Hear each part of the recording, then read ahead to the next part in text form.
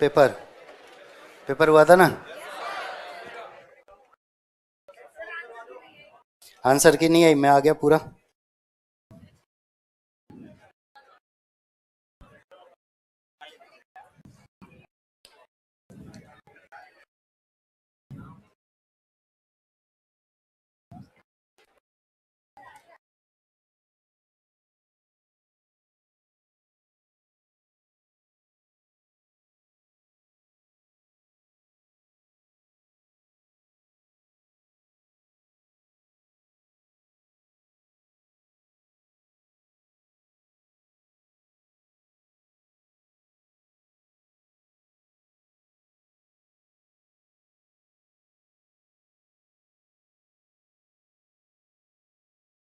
ध्यान दो, आपसी वार्ता बंद। और बोर्ड पर सभी अधिकारीगण, पेपर आपका हुआ। कितने जिन्होंने नहीं दिया था?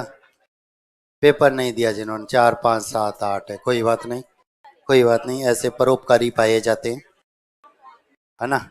ये बहुत अच्छे, इनकी आप सराहना किया करो जितनी ज़्यादा कर सके कि इन्होंने आपके लिए एक सीट छोड़ दी, है ना।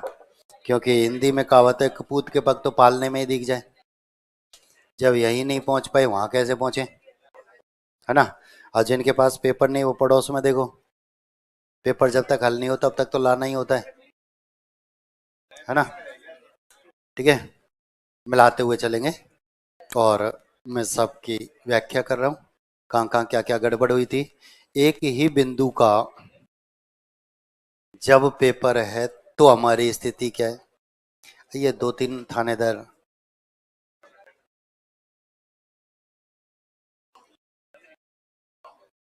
यहाँ जाओ। एक ही बिंदु का जब पेपर है तो क्या स्थिति है, और 28 एक साथ मिलकर आ जाएंगे तब स्थिति क्या हो जाएगी, इसी से आकलन आप कर लेना। आपको लगता है कि हम सुखद स्थिति में तो आगे चलते रहे, है ना, और लगता है साहब एक ही बिंदु से हम फिर आगे चाहे तैयारी करें तो ठीक, नहीं करें तो और भी ठीक। या फिर लगता है नहीं साहब सुधार कर लेंगे, कुछ भी हो जाए दिन रात एक करेंगे, और कसम खा लेंगे साहब 24 मिनट ही मोबाइल चलाएंगे, इससे ज़्यादा तो चलाए नहीं, तो भी आप जीत सकते हैं। ठीक है, आ जाओ पहला प्रश्न। दीर्घ संधि के उदाहरण नहीं है। पहला, ध्यान देना, मैंने आपको पहले भी कहा था कि 4 शब्द आपका पीछा नहीं छोड़ने वाले। नहीं, गलत,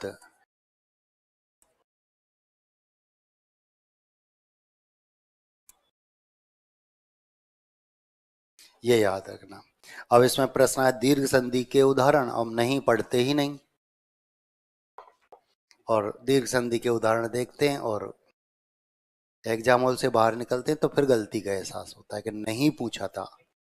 मैंने आपको बताया, आज सामने वाला एक ही बात सोचता है कि साहब सही तो पढ़ कर आया है, गलत क्या है वह बता। सही तो पढ़ कर आया है, इनमें गलत कौन सा है वह बता दो। तो इन्होंने कहा है कि दीर्घ संधि के उदाहरण नहीं है। नहीं है, पहले पहला प्रश्न, पहला ऑप्शन और उसका पहला ही उदाहरण आपके उत्तर की पुष्टि करता है। सत प्लस आचार, ये व्यंजन संधि का उदाहरण है। अब ये व्यंजन का है तो दीर्घ का हो सकता है क्या? नहीं हो सकता। यही गोला नीला करो, प्रसन्नचित्त मुद्रा में बाहर आ जाओ। ठीक है, अब यदि इसके अलावा कोई दूसरा उदाहरण किसी ऑप्शन में हुआ जो दीर्घ संधि का नहीं है तो स्वतः ही बोनस हो जाएगा। फिर हमको आगे प्रश्न पढ़ने की जरूरत नहीं, दूसरे पर पहुंचो सीधा, यही तो समय बचाता है। यही तो बाकी के सब में दीर्घ संधि के उदाहरण है। और दीर्घ संधि की पहचान क्या है? आ ई उ की मात्राएं आती हैं। ठीक है, ये दीर्घ संधि की पहचान थी। तो पहले का उत्तर, एक कलम मेरे को भी दे दो, पहले का उत्तर ए हो गया। ठीक है, गुण संधि के उदाहरण है, गुण संधि के उदाहरण है, ऑप्शन देखो आप,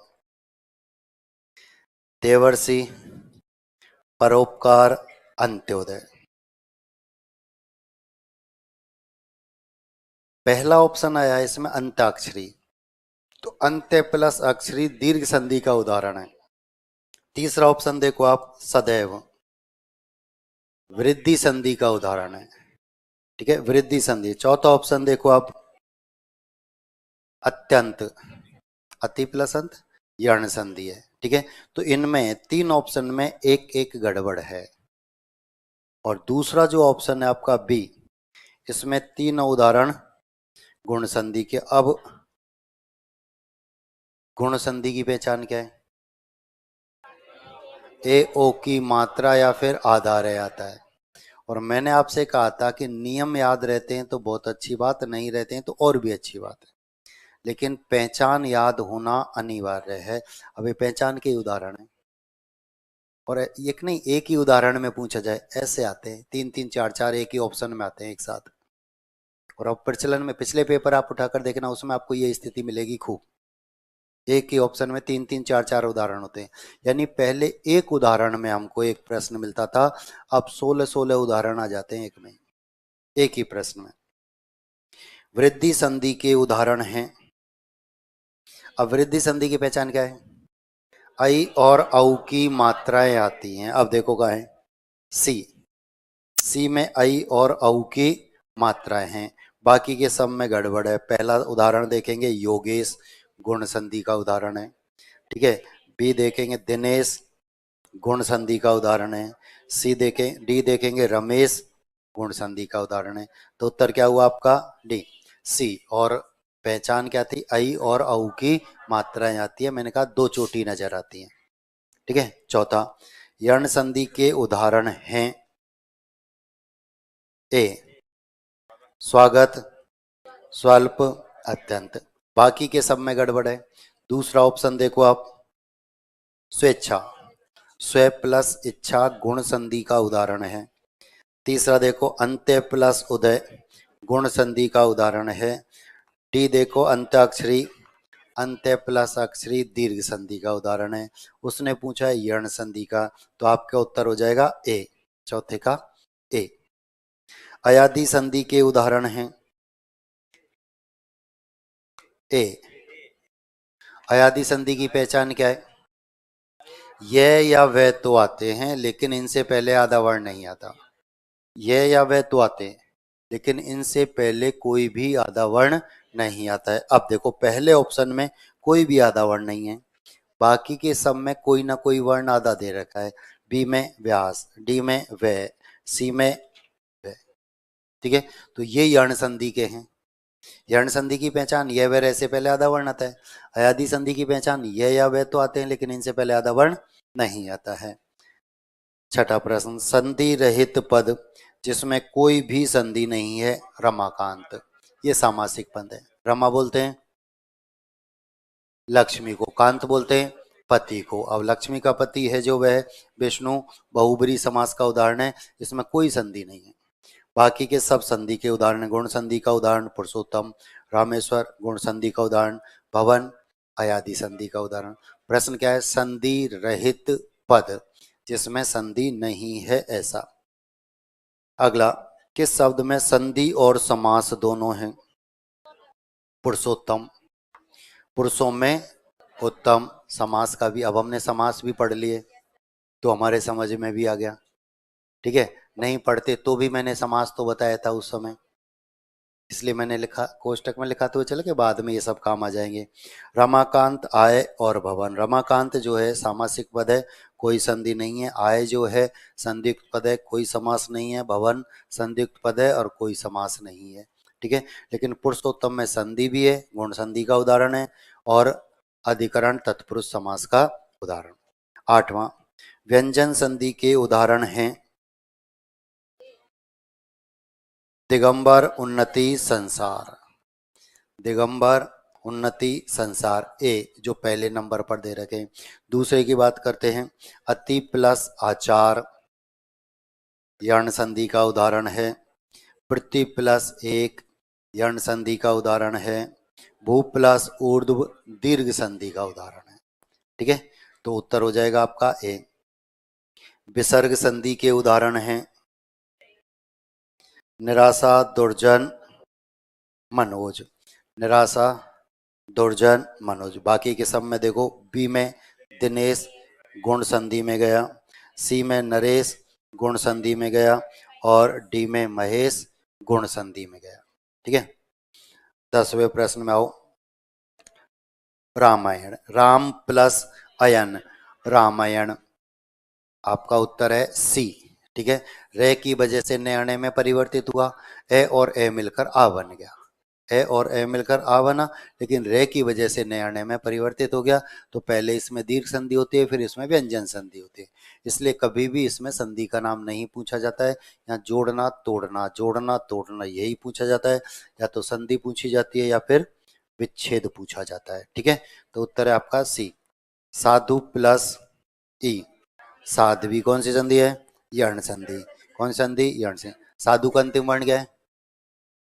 और जैसे आप ऊ को अलग करेंगे तो ध आधा हो जाएगा, ऊ के स्थान पर वह, सामने जो भी स्वर उसकी मात्रा, सामने ई तो ई की मात्रा, क्या बनेगा?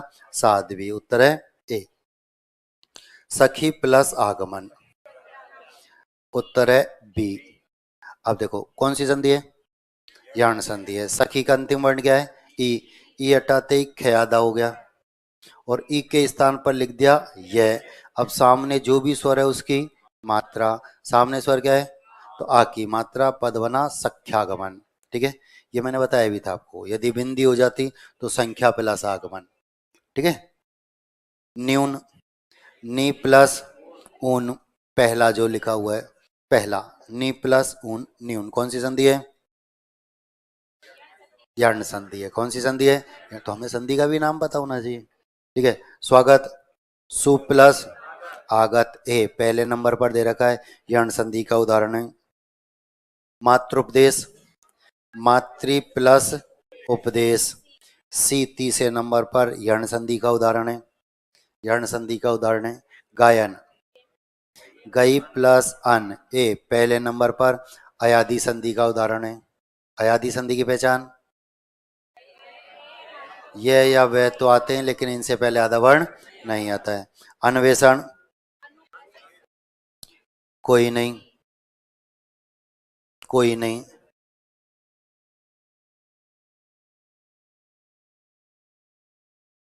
क्या लिखा हुआ है? अन्वेषण। विच्छेद का तरीका मैंने आपको बताया, यह और वह में जो भी स्वर है उसे उठाओ अलग हो जाओ, ये और वह में जो भी स्वर है उसे उठाओ अलग हो जाओ। अब वह में स्वर क्या है? ए, तो ए को लेकर अलग, वह लिखा था हमने ऊ के स्थान पर, तो जो आधा वर्ण उसमें ऊ की मात्रा, अनु प्लस ऐसण, ये इसका विच्छेद होता है। अब देखो चार में से कहीं दे रखा है? नहीं दे रखा, तो क्या होगा? कोई नहीं। ये विशेष तौर पर याद रखना। आज से लगभग 5-7 साल पहले एक ऑप्शन जरूरत से ज्यादा प्रचलन में था और वह था उपर्युक्त सभी, और इस ऑप्शन की जरूरत तब पड़ती थी जब ये उत्तर होता था। ठीक है, आज इसका स्थान ले लिया कोई नहीं, या इनमें से कोई नहीं। आज भी हमारी सोच क्या है कि प्रश्न लिखा है तो सामने उत्तर भी लिखा है। ऑब्जेक्टिव पेपर में होता भी यही है, प्रश्न लिखा है तो सामने उत्तर भी लिखा है। अब वह क्या करता है? प्रश्न भी लिखता है लेकिन सामने उत्तर नहीं लिखता, और उसके स्थान पर लिख देता है इनमें से कोई नहीं। और यदि वास्तविक स्थिति में हम उत्तर जानते हैं तो ही वहां पहुंच पाते हैं, नहीं 3 में ही ढूंढते रह जाते हैं, गड़बड़ होती है। किस किस का गलत था? देखो, ये सिर्फ मात्रा की वजह से हुआ और कुछ नहीं। देखो, ए, आई और आई, ये मैं आपको कई बार बता चुका हूं। ठीक है, बोर्ड पर आ जाओ। 3 है क्या? नहीं, ये नहीं है। इसकी एक मात्रा है, इसकी 2 मात्राएं हैं। कब? जब किसी व्यंजन के ऊपर जाती है। तो खुद के ऊपर तो कोई मात्रा नहीं है, लेकिन व्यंजन के ऊपर तो एक रहेगी। अब हम क्या गलती कर गए? इस मात्रा को भी यहां ले आए, यही गलती हमने की, और इसलिए हम उत्तर इसका लिख गए थे सी। यही तो गड़बड़ी की थी, और उत्तर है डी। 18वां परि प्लस आवरण संधि यण संधि संधि यण संधि। ठीक है, यण संधि का उदाहरण है, ये याद रखो। ये तो सबका सही था, रटा हुआ है। 19वां गुण संधि के उदाहरण नहीं है। गुण संधि की पहचान ए ओ की मात्रा या फिर आधा रह आता है। ठीक है, महर्षि नरेश सुरेश, सुरेश को सही कर दो पहले तो। सुरेश में बड़े ऊ की मात्रा लगा रखी ना, इसको तो अभी करेक्शन आप कर लो। ठीक है, देवर्षि परोपकार अंत्योदय, देवर्षि परोपकार वर्षतु। अत्याचार अति प्लस आचार, ये यण संधि का उदाहरण है। ये यण संधि का उदाहरण और प्रश्न है नहीं, तो क्या हो जाएगा आपका डी। 19 का डी। 20 का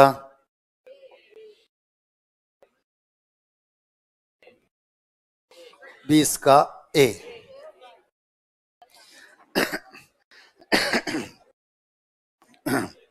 ध्यान दो, अब प्रश्न को 20वें प्रश्न को दोबारा से पढ़ो सावधानी पूर्वक।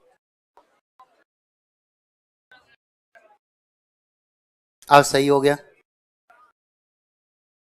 अब सही हो गया। ध्यान दो, खूब का गलत था, लगभग ये 20 से 25% छात्र गलत करते हैं इसको, इसलिए ये उदाहरण पूछा जाता है। बोर्ड पर ध्यान दो।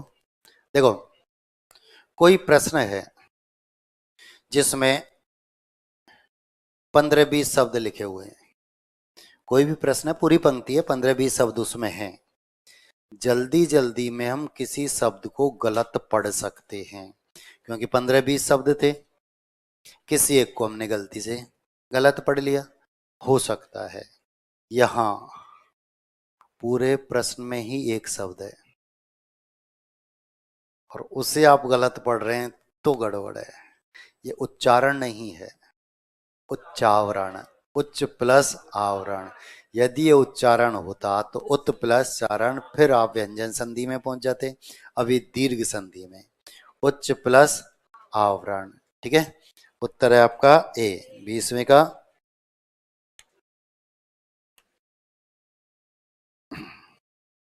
ठीक है, सूर्योदय, सूर्य प्लस उदय गुण संधि का उदाहरण है। गुण संधि की पहचान ए ओ की मात्रा या फिर आधा रह आता है। निर्मल निहि प्लस मल सी विसर्ग संधि का उदाहरण है। अब मैं संधि का नाम बोल रहा हूं तो चुपचाप आप लिख भी लो, है ना। गुण संधि के उदाहरण नहीं है, नहीं है। देखो एक उदाहरण आया सदैव, और सदैव कहाँ जाएगा, वृद्धि संधि में। गुण संधि की पहचान है ए ओ की मात्रा या फिर आधा रह आता है। आई और औ की मात्रा आती है तो वृद्धि संधि हो जाती है, तो उत्तर होगा आपका डी। सत्याग्रह, सत्य प्लस आग्रह दीर्घ संधि का उदाहरण है। क्या लिखा है, नंबर बोल प्रश्न का।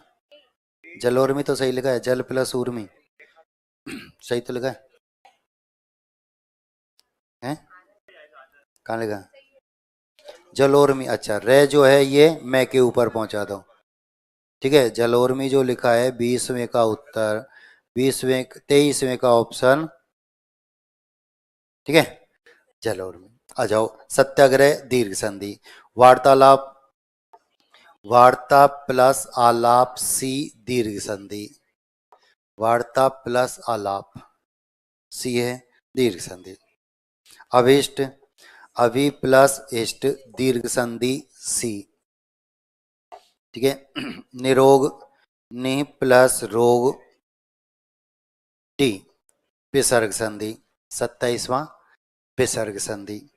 28वां निसंदेह, निहि प्लस संदेह बी विसर्ग संधि। निहि प्लस संदेह 28वां। 29 यण संधि के उदाहरण नहीं है, डी अंत्याक्षरी में दीर्घ संधि अंत्य प्लस अक्षरी। ठीक है, बाकी के सब यण संधि के उदाहरण हैं सिर्फ अंत्याक्षरी को छोड़कर। तो अंत्याक्षरी में दीर्घ संधि है, बाकी के सब यण संधि। ईश्वर प्लस इच्छा गुण संधि का उदाहरण है। ईश्वर इच्छा, ईश्वर प्लस इच्छा गुण संधि का उदाहरण है। ठीक है। देवर्षि, देव प्लस ऋषि गुण संधि का उदाहरण है। बी, बी देव प्लस ऋषि, बी देवर्षि गुण संधि। व्यंजन संधि के उदाहरण नहीं है। व्यंजन संधि के उदाहरण नहीं है। सी अत्याचार यण संधि का है, बाकी के सब व्यंजन संधि के। अति प्लस आचार अत्याचार यण संधि का उदाहरण है, बाकी के सब में व्यंजन संधि है। यद्यपि, यदि प्लस अपि यण संधि का उदाहरण है। यदि प्लस अपि यण संधि। हितैषी, डी हित प्लस एसी, डी चौथे नंबर पर।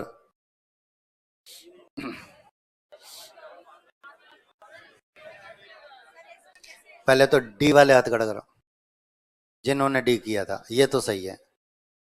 बाकी के सब कॉपी खोल कर देखो, बाकी कॉपी में लिखा हुआ, फटाफट देखो, कोई अपवाद नहीं है।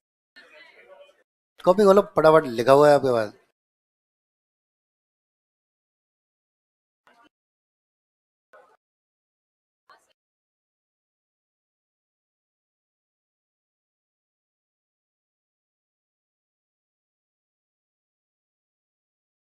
आ गया समझ में?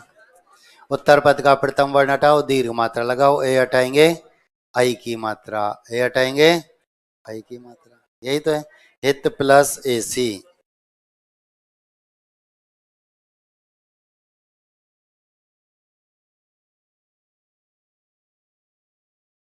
उत्तर पद का प्रथम वर्ण हटाओ, दीर्घ मात्रा लगाओ। ए हटाने के बाद जो कुछ बचा, दूसरों का हित चाहने वाला हितैषी। हम सब एक दूसरे का हित चाहते हैं, हमारा सिलेक्शन हो या नहीं हो, पड़ोसी का हो जाए। बताया था ना मैंने, उस समय भी ये बात बताई थी आपको, है ना? अब याद आया। अगर जोड़ने के लिए होता सबके सब सही होते, पूछा तोड़ने के लिए, गड़बड़ हो गई। ठीक है, तो उत्तर क्या है? डी। तो डी किस किस का गलत था? अब ऐसे उदाहरण गलत करने लग गए ना तो गड़बड़ है। यानी जिसकी चर्चा बोर्ड पर हम कर रहे हैं, कॉपी में लिखा हुआ है और एग्जाम हॉल में भी मिल रहा है, फिर गलत हो जाए तो नहीं। चंद्रोदय, चंद्र प्लस उदय गुण संधि का उदाहरण है। चंद्र प्लस उदय गुण संधि का उदाहरण है। ठीक है।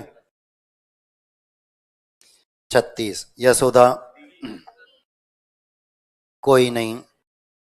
यश प्लस दा विसर्ग संधि का उदाहरण है।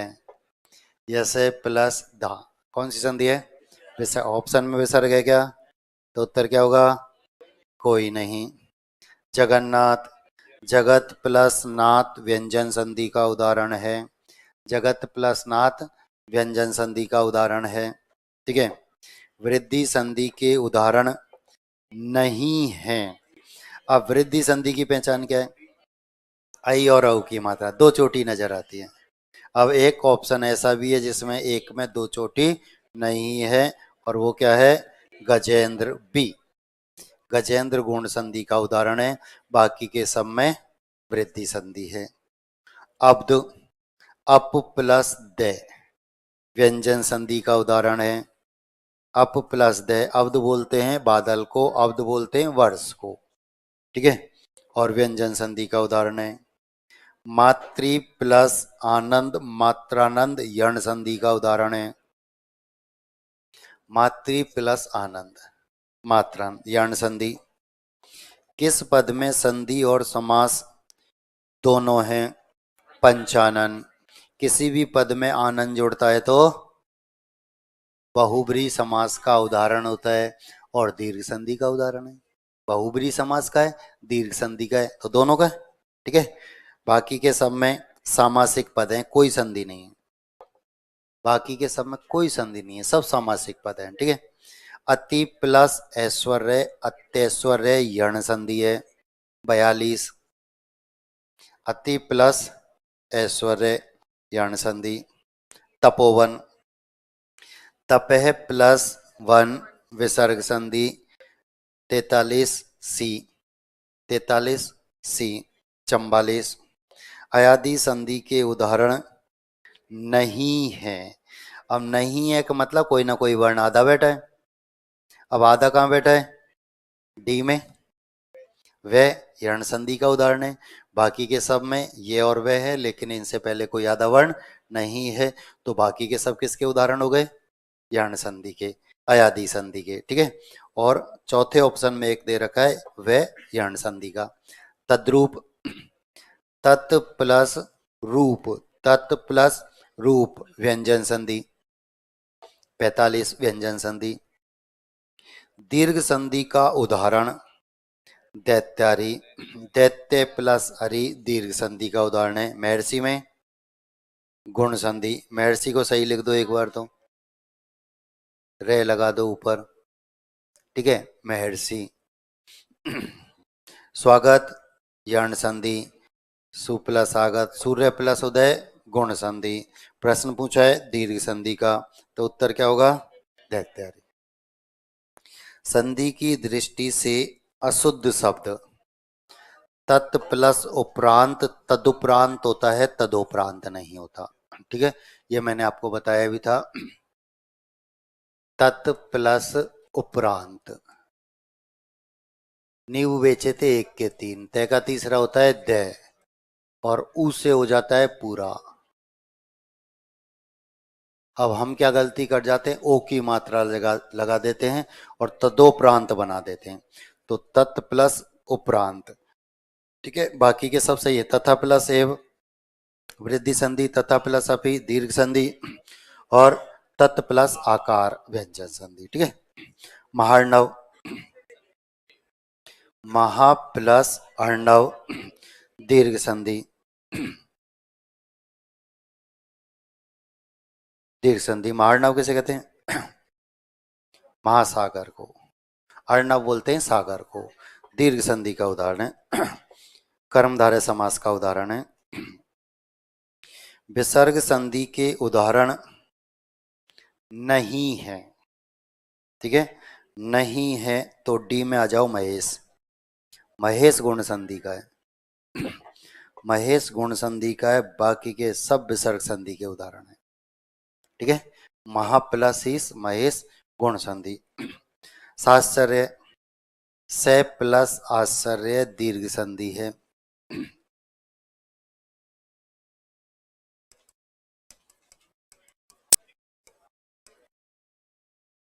से प्लस आश्चर्य दीर्घ संधि। 50 के 50 सही कितने हैं? 5 6 7 7 8। प्रतिभाएं अंतिम पेज पर हैं। ठीक है, पीछे वालों के ज्यादा सही है। चलो आ जाओ, है ना। आगे वाले तो आपस में एक दूसरे को समझाने में रह जाते, है ना। आ जाओ 51। महा प्लस उदय महोदय ए गुण संधि पहले नंबर पर 51। पहला 52। धनु प्लस टंकार विसर्ग संधि, धनु प्लस टंकार विसर्ग संधि। देवी प्लस अर्पण यण संधि, देवी प्लस अर्पण।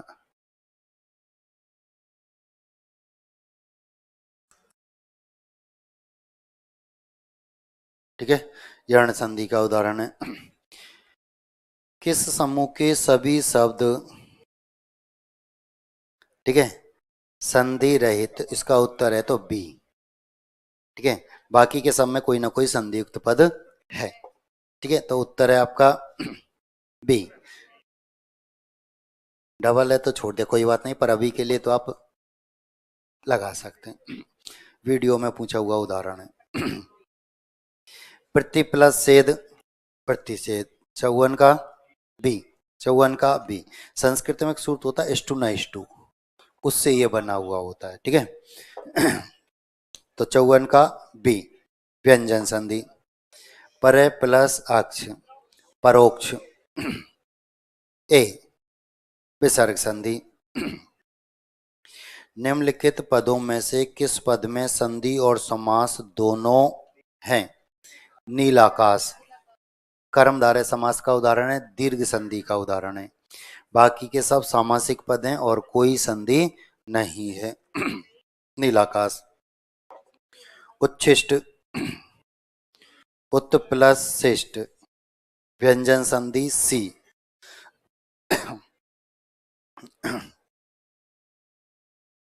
निर्मल नी प्लस मल विसर्ग संधि बी दूसरे नंबर पर।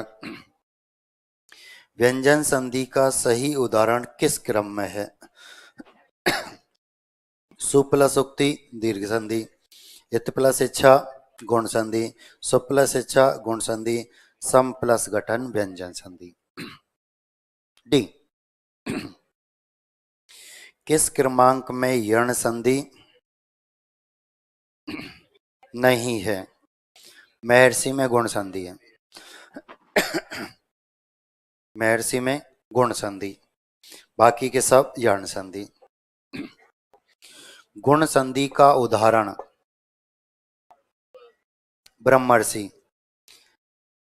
ए पावक में अयादि संधि, अभ्युदय में यण संधि, मतैक्य में मत प्लस एक के वृद्धि संधि। किस क्रमांक में गुण संधि है? भूत प्लस ईश्वर, स्वागत में यण संधि, मात्रानंद मातृ प्लस आनंद यण संधि, यदि प्लस अपि यद्यपि यण संधि, बाकी के सब यण संधि। अब इसमें प्रश्न ऐसे भी हो सकता था, निम्न में यण संधि के उदाहरण का नहीं है, तो नहीं में भी बाकी के तीन यण के दे रखे। भूतेश्वर गुण संधि। वधु प्लस आचरण यण संधि, वधु बड़ी होती है, वधु बड़ी होती है सी। नारी सूचक शब्दों में दीर्घ मात्रा, नारी सूचक शब्दों में दीर्घ मात्रा, तो उत्तर क्या हो जाएगा? सी। चंद्र प्लस उदय चंद्रोदय गुण संधि।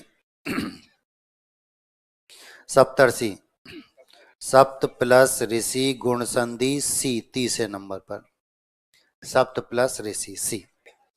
पुनः प्लस ईक्षक विसर्ग संधि, पुनः प्लस ईक्षण, ठीक है, विसर्ग संधि सी। प्रतिषेध दोबारा आ गया, प्रति प्लस सेद बी। भवन भो प्लस अन अयादि संधि सी।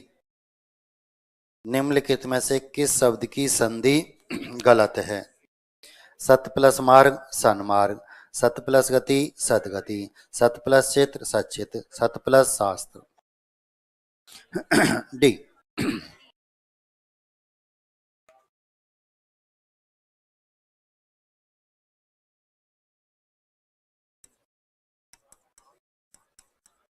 नियम आपने लिखा है, यह भी तय के बाद श वर्ण आता है तो तय के स्थान पर च और श के स्थान पर छ हो जाता है, तो आपने बदल दिया इसको छ में, इसको बदला छ में, मात्रा अपने स्थान पर जो कुछ बचा।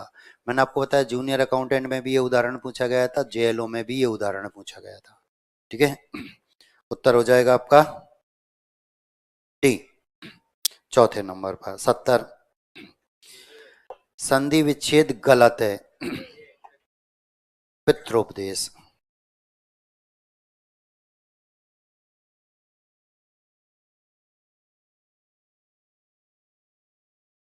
विच्छेद का तरीका त्रय में जो भी स्वर है उसे उठा हुआ अलग हो जाओ, ऊ तो ऊ को लेकर अलग। अब त्रय किसके स्थान पर लिखा? त्रि के स्थान पर, तो पितृ प्लस उपदेश, पितृ प्लस उपदेश कहां पहुंच गए? ए में, ठीक है। शरत प्लस चंद्र शरत चंद्र सी। तय वर्ग के बाद च वर्ग आता है तो तय वर्ग को च वर्ग में बदल दिया जाता है। प्रमाण प्र प्लस, अच्छा एक और रह गया, पृष्ठ, पृष्ठ प्लस थ पहले नंबर पर जो लिखा है, पहले नंबर पर जो लिखा है, ठीक है। प्रमाण प्र प्लस व्यंजन संधि, प्रे प्लस मा व्यंजन संधि।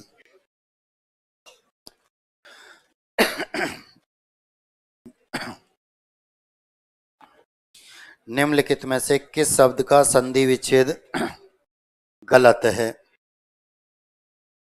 रमा प्लस ईस होता है रमेश, राम प्लस ईस नहीं होता, रामेश बनता है। ठीक है, रमा प्लस ईस। ठीक, उत्तर है आपका ए, बाकी के सब सही है। मनोयोग, मन है प्लस योग, बी दूसरे नंबर पर। सत प्लस शास्त्र अभी सामने बोर्ड पर किया है, उत्तर दे रखा है सत प्लस शास्त्र, सी। कौन सा शब्द व्यंजन संधि का है? नाविक अयादि संधि, परोपकार गुण संधि, सदैव वृद्धि संधि, जगन्नाथ व्यंजन संधि। और प्रश्न क्या है? व्यंजन संधि का उदाहरण जगन्नाथ। उच्चावरण उच्च प्लस आवरण दीर्घ संधि। फिर हमने गलत पढ़ा तो व्यंजन संधि में पहुंच गए। यदि हमने उच्चारण पढ़ा तो फिर व्यंजन संधि में, और यदि हमने सही पढ़ा उच्चावरण तो दीर्घ संधि।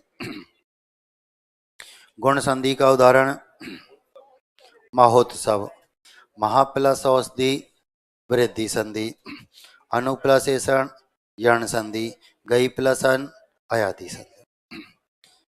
अति प्लस उक्ति अत्युक्ति,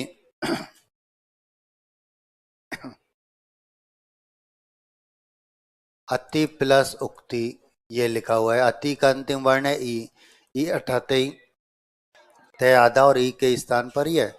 यहां तक का काम खत्म, सामने ऊ है तो ऊ की मात्रा, तो अत्युक्ति। अब देखो कहां दे रखा है, बी में दे रखा है। कहां दे रखा है? बी। कौन सा शब्द व्यंजन संधि का है? स्वागत में यण संधि, उत प्लस श्वास व्यंजन संधि, सरय प्लस वर विसर्ग संधि, सरय प्लस जय विसर्ग संधि। उत्तर क्या हो जाएगा? बी। 81 में बी। संधि युक्त शब्द कौन सा है?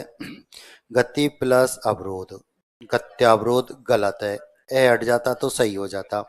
अभी प्लस ईप्सा अभिप्सा बड़ी की मात्रा आ जाती तो सही हो जाता। गुरु प्लस उपदेश, ऊ और ऊ मिलकर बड़ा ऊ बनता, यहाँ ओ बना दिया, गलत हो गया। लघु प्लस उत्तर लघुत्तर सही है। ठीक है, डी।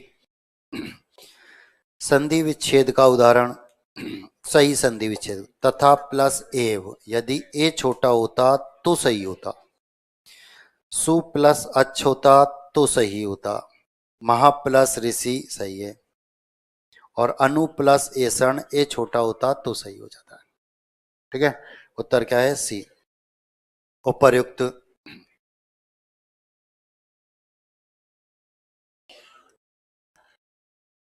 उपर्युक्त विच्छेद का तरीका वही, यह और वह में जो भी स्वर उसे उठा हुआ अलग हो जाओ।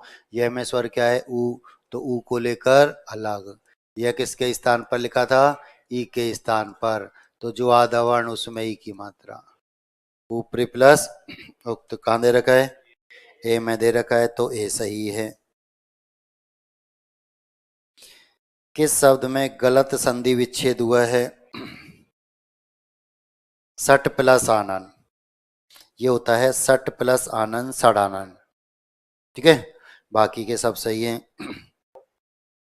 संधि रहित शब्द, यण संधि रहित शब्द कौन से?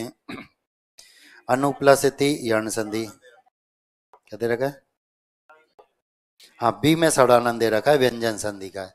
सट प्लस आनंद, बाकी के सब में यण संधि, और यण संधि की पहचान है यह वह ऐसे पहले आधा वर्ण आता है। ठीक है, बाकी के सब में यण संधि है। सट प्लस आनंद सड़ानंद व्यंजन संधि का उदाहरण है। ठीक है,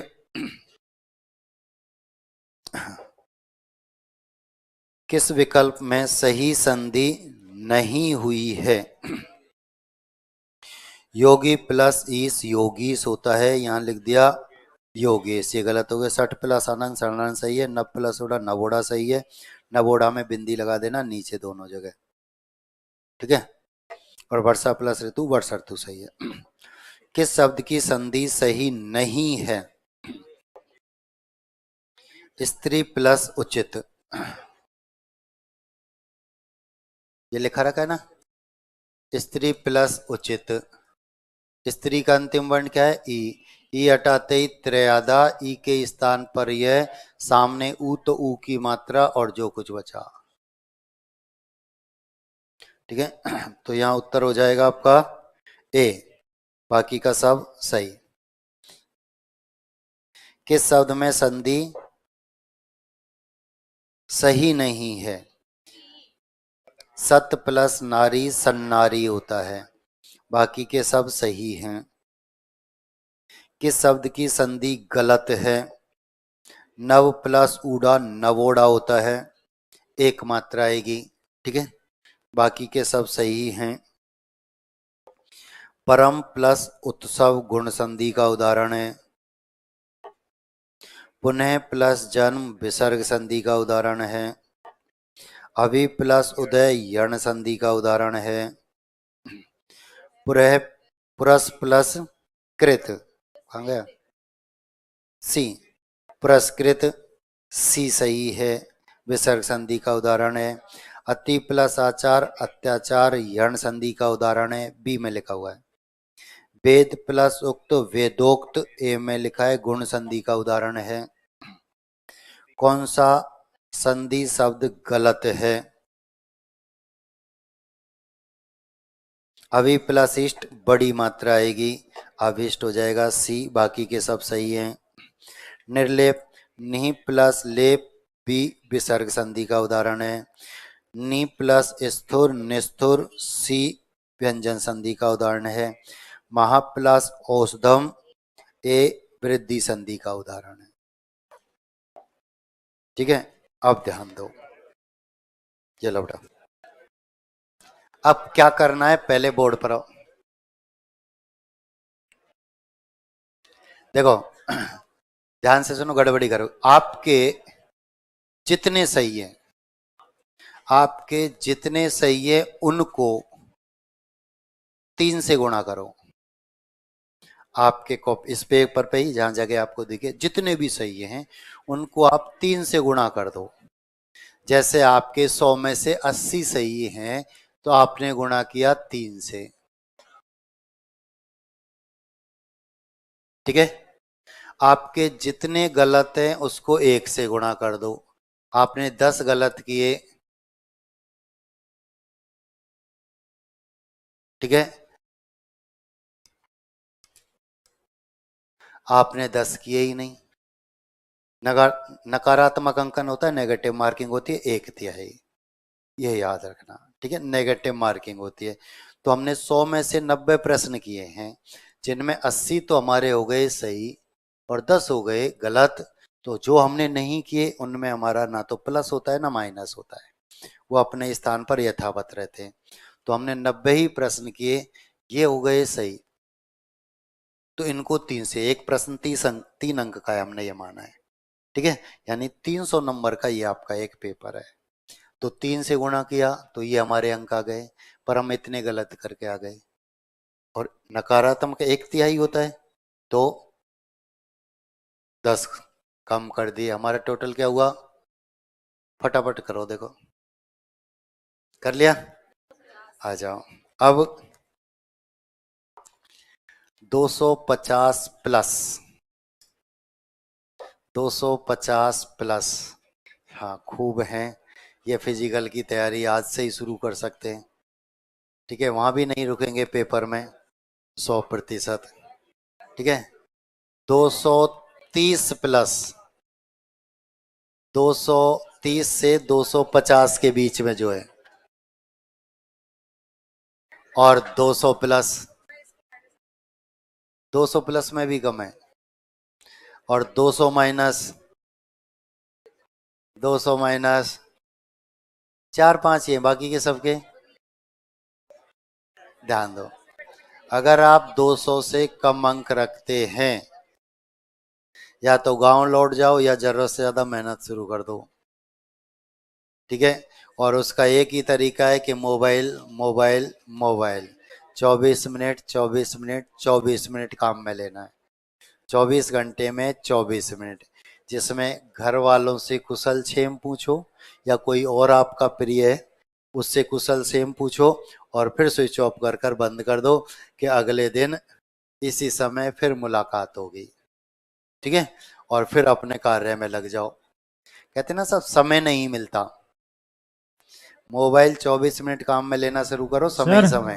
54 वाला सर, दोबारा बोल।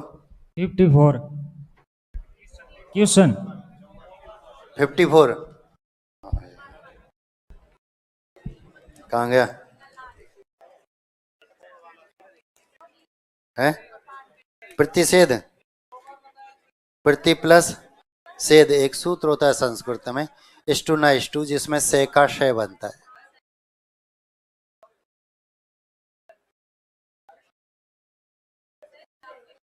एक तो वो पूछ के हंसने लग गया, पड़ोसी से बात करने लग गया, क्या पूछा उसको पता नहीं। 66 है पुनः प्लस इच्छा।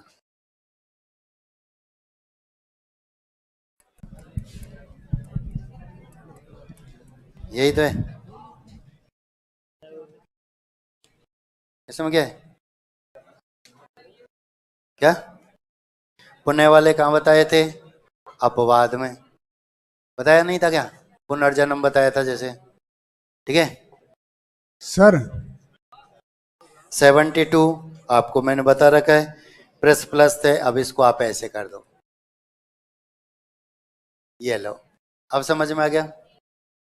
उसने थोड़ा सा आगे पीछे कर दिया, हम घूम गए। सर 44 में कवि का इनका संधि विच्छेद बताना। 44 कहाँ पहुंच गया? कवि हवि भावी इनका संधि विच्छेद बताना। कवि का, ये लो कवि। वह में स्वर क्या है? क्या बचा? कब। ठीक है, ऐसे ही हो जाएगा। अभी का, भावी का लिखा रखे थे मैंने ये तो। ठीक है, और भी कोई था क्या?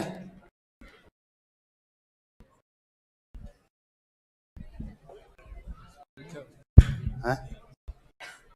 सर 28 बताना। 20 नहीं, अरे से का विसर्ग बना दो, नहीं प्लस संधि।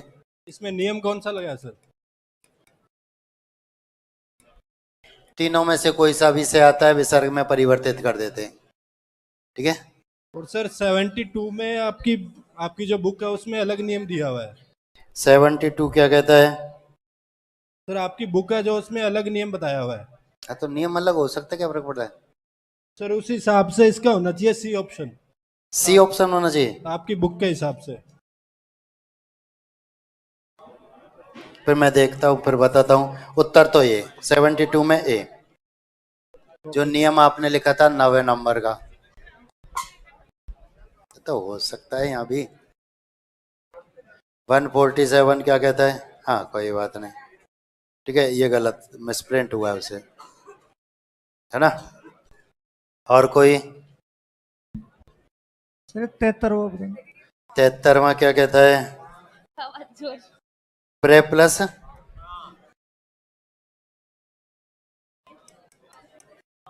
जिन शब्दों में री रे और से होता है वहां ने अणे में परिवर्तित हो जाता है। 54 कपाट ललाट। सर 54 छोड़ेंगे कोई सा? कपाट ललाट अभी तो बताया था। कपाट ललाट वाला। कपाट ललाट वाला। देखो, ये मैं आपको मतलब ये नहीं कि जो किसी और ने पूछा तब हम उसे नहीं सुने, अलग से पूछेंगे उसको, है? 2 बार तो मैं ये बता चुका, है ना। सर वो प्रतिषेध वाला नहीं, कपाट ललाट वाला 54 दो है? प्रश्न क्या है? संधि रहित पद, यही। हाँ सर। तो ये कितने नंबर का है? अब इसमें क्या संधि रहित? कपाट में संधि है? नहीं है। ललाट में है? नहीं है। दीपक में है? नहीं है। तो बाकी के सब में कोई ना कोई पद संधि है। निरर्थक दे रखा है, निह प्लस अर्थक, रेखांकित रेखा प्लस अंकित, पुरुषार्थ पुरुष प्लस अर्थ, सब दे रखे। हो गया। तो आपकी स्थिति, एक पेपर और है समास का, कभी भी हो सकता है, वो तो आपातकालीन है। बिंदु खत्म। मैंने आपको देखो, जब मैं बिंदु शुरू करता हूं तब आपको पेपर के बारे में बता देता हूं कि जब ये खत्म होगा तो टेस्ट होगा। ठीक है, अब खत्म हुआ तो कभी भी हो जाए, चाहे आज ही हो जाए, चाहे कल हो जाए, चाहे 4 दिन बाद हो, आपका वो बिंदु तैयार होना है। अभी की मैं बात करूं तो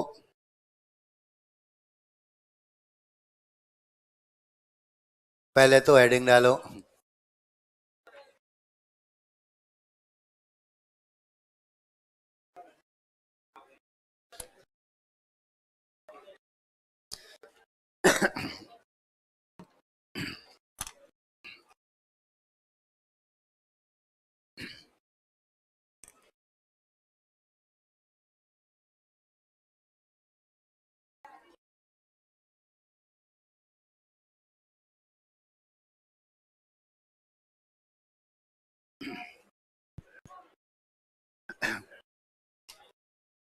ध्यान दो बोर्ड पर। पहले तो आवश्यक सूचना,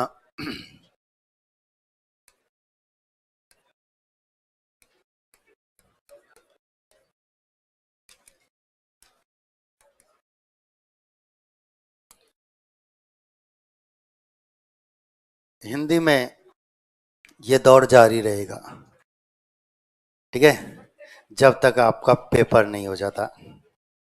ठीक है, जब आपका सिलेबस पूरा हो जाएगा तब भी मैं आपके पेपर पूरे सिलेबस के कराते रहूंगा। ठीक है, छोड़ूंगा नहीं, ये क्रम जारी रहेगा और खूब पेपर कराऊं, इतने करा दें पेपर ही पेपर ध्यान से देखे तो भी बेड़ा पार हो जाए, तो भी हमको भागना पड़े। भागना पड़े मतलब, अरे फिजिकल, ऐसे नहीं है ना, तो भी आपको फिजिकल की तैयारी करनी, इतने करा दे हर बिंदु। अब एक बिंदु 100 प्रश्न थोड़ी पूछे जाएंगे संधि के, 100 तो सब पूछे जाएंगे मिलकर, है ना, तभी तो ये सूचना है। तो ये जब खत्म होगा इसके अगले दिन 2 दिन बाद ये फिर मेरी सिरदर्दी कब टेस्ट लेना है। समास खत्म हो गया तो समास का टेस्ट आपका कल भी हो सकता है, 2 दिन बाद भी हो सकता है, कभी भी। ठीक है, लेकिन समास ऑब्जेक्टिव होगा पहले, प्रश्नों की संख्या 100। एक ही प्रयास करना है हमको कि अब जो हमारे अंक हैं उनसे ज्यादा अगले में रहे, हम आगे ही बढ़े, नीचे नहीं आए, ये याद रखना। एक एक बिंदु, फिर मैं आगे, जैसे ये हो गया, इसके बाद मैं 4 बिंदु एक साथ मिलाकर टेस्ट लूं, ये याद रखना है। ठीक है, तो टेस्ट तो खूब होंगे, हर टॉपिक के होंगे, और 100-200 हो जाएंगे। जब इतने टेस्ट हो जाएंगे तो कुछ नहीं बचेगा। जैसे आपका सिलेबस खत्म होगा, फिर जैसे अभी हमने संधि की चर्चा की तो पूरी संधि एक साथ हो गई, जब सिलेबस हो जाएगा उसके 100 प्रश्नों की जब व्याख्या करेंगे तो पूरे सिलेबस की व्याख्या होगी। 10वीं पेपर लिए जैसे लगातार, हर रविवार को लिया, हर बुधवार को लिया, कभी भी लिया, तो 10 बार फिर हमारा सिलेबस एक बार सरसरी नजर से हमारे सामने आया। हमारा काम क्या बचता है, सिर्फ इतना सा कि जो प्रश्न आपका गलत आया, जैसे अभी 100 में से 10 प्रश्न गलत आए, तो जो 10 गलत आए उसके लिए घर जाकर नियम पढ़ना है, उसके बाकी के उदाहरण देखने हैं। यानी जो सही आ रहे हैं वे नियम तो हमें याद हैं, उनमें तो कोई अड़चन है ही नहीं।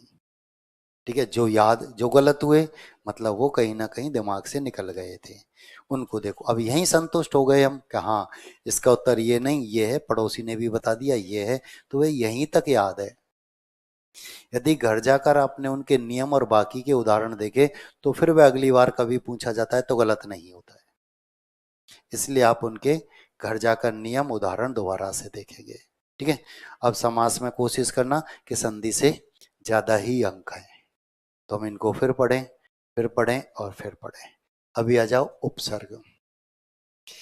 हिंदी व्याकरण का सबसे सरल बिंदु उपसर्ग।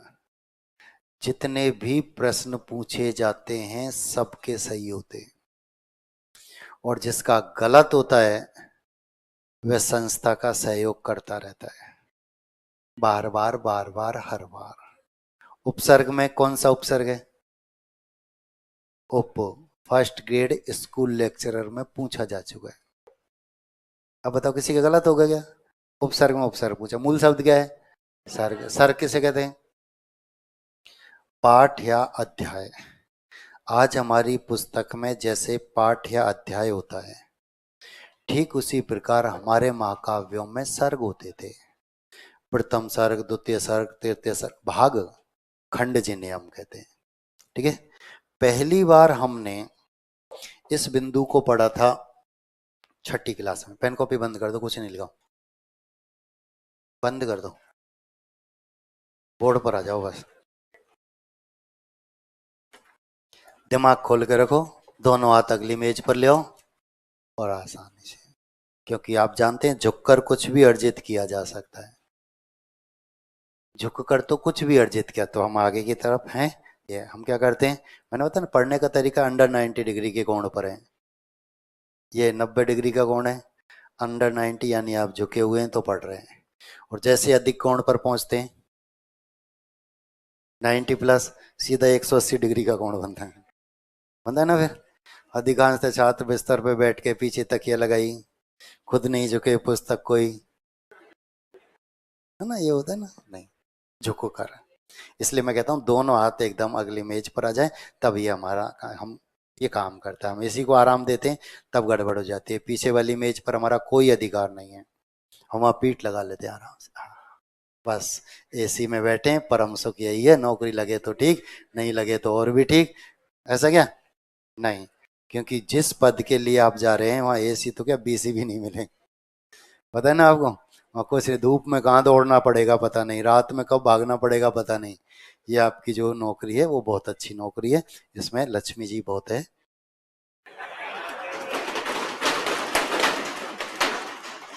समाज में दो ही तो पद सम्मान्य होते हैं, एक पटवारी होता है और एक, है ना, बाकी के तो ऑफिस में काम करते, क्या फर्क पड़ता है।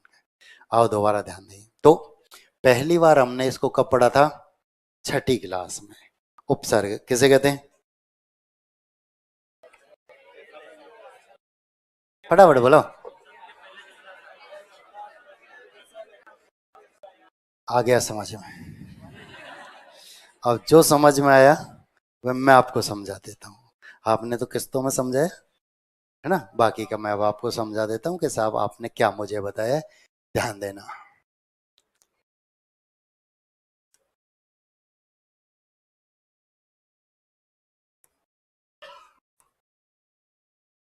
अब कई तो ये सोच रहे साहब ऐसा तो हमने बताया नहीं। हम एक निबंध लिख रहे हैं, शीर्षक है आदि पुरुष।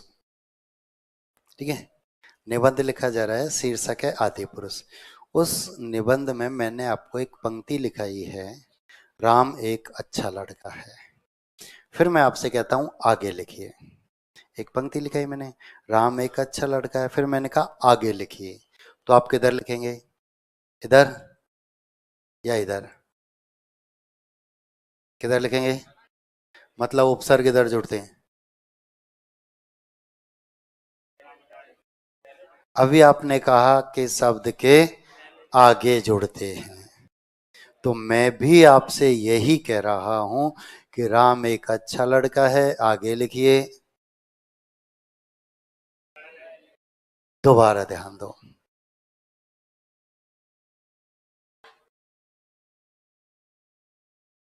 बोर्ड पर एक शब्द लिखा, अर्थ क्या होता है? जीतना। अर्थ क्या होता है? जीतना। अब एक उपसर्ग जोड़ दिया, अर्थ क्या हुआ? मतलब अर्थ में भी परिवर्तन नहीं हुआ। ठीक है, अर्थ में भी परिवर्तन नहीं हुआ। एक बालक मैथ का पेपर देकर प्रसन्नचित्त मुद्रा में घर जाता है। ठीक है, पिताजी पूछते कि बेटा पेपर कैसे हुआ? कि बहुत जोरदार। मजे आ गए, झक्कास। ठीक है। पिताजी ने पूछा कुछ गलत तो नहीं हुआ? कि नहीं। कि सही बता। एक गलत हो गया, एक गलत हो गया। कुछ छूटा तो नहीं? कि नहीं। कि सही बता। एक छूट गया। प्रश्न कितने पूछे? 2।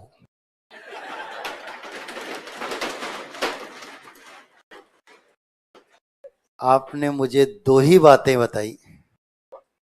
शब्द के आगे जुड़ते हैं, अर्थ में परिवर्तन करते हैं। तो शब्द के आगे भी नहीं जोड़ रहे हैं और अर्थ में परिवर्तन भी नहीं कर रहे हैं। इसका मतलब हमारी परिभाषा में कुछ छूट रहा है। और ये बात आप बहुत अच्छी तरह से जानते हैं कि आज परिभाषा के भी प्रश्न पूछे जाते हैं। क्योंकि पिछले पेपर में परिभाषा की संधि की परिभाषा पूछी गई, अयधि संधि की परिभाषा पूछी गई, व्यंजन संधि के नियम पूछे, ये सब पूछे जा चुके हैं। उपसर्ग की भी परिभाषा पूछी जा सकती है। और मैंने आपको पहले ही बताया कि जो परिभाषा हमारे दिमाग में चल रही होती है वह पहले ऑप्शन पर लिखी होती है और हम वही गोला नीला करते हैं, प्रसन्नचित्त मुद्रा में बाहर आते हैं, सही कर आए। और वह चाहता है सटीक परिभाषा। तो सबसे पहले उपसर्ग जो होते हैं वे शब्द नहीं होते हैं, शब्दांश, शब्द के अंश मात्र मूल शब्द से पहले जुड़ते हैं और उनके अर्थ में परिवर्तन करते हैं या विशेषता लाते हैं। सिर्फ परिवर्तन ही नहीं करते, विशेषता भी लाते हैं, याद रखना। ठीक है। ये एक विद्यालय,